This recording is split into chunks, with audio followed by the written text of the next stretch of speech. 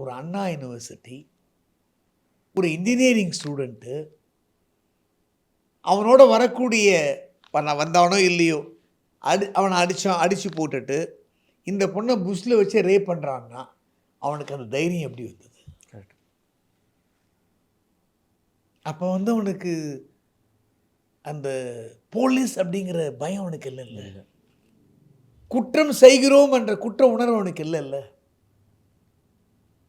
Suppose இதில் வந்து arrest ஆகி ரிமாண்ட் ஆனால் என்கவுண்டர்லேயே போட்டாலும் போட்டுருவாங்க, என்கவுண்டரில் கீல் பண்ணிடுவாங்க, இல்லை 64 BNS பிரகாரம் வந்து 10 years இம்ப்ரிசன்மெண்ட், இல்லை லைஃபு, கேங் ரேப்பாக இருந்தால் 20 years. ஓகே, அப்படிங்கிற அவனுக்கு அந்த என்ன அந்த அந்த விழிப்புணர்வு அவனுக்கு இல்லைல்ல, அவனுக்கு பயம் இல்லைல்ல, குற்ற உணர்வு இல்லைல்ல. அப்போ எல்லாரும் அப்படி தானே இருக்காங்க. என்ன வந்துட போகுது? புரியுது. தண்டனை எங்களுக்கு கடுமையாக இல்லைன்னு சொல்ல வரும். இந்த கேஸ் ஒழுங்காக நடத்தணும். நீ என்கவுண்டரில் அவனை சுட்டுட்டீங்கன்னா,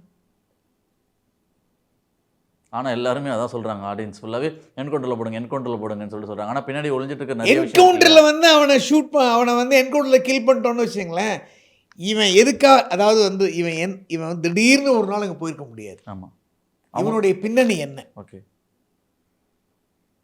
யார் மூலமாக என்றானா, இதுக்கு யாரெல்லாம் வந்து உடந்தை,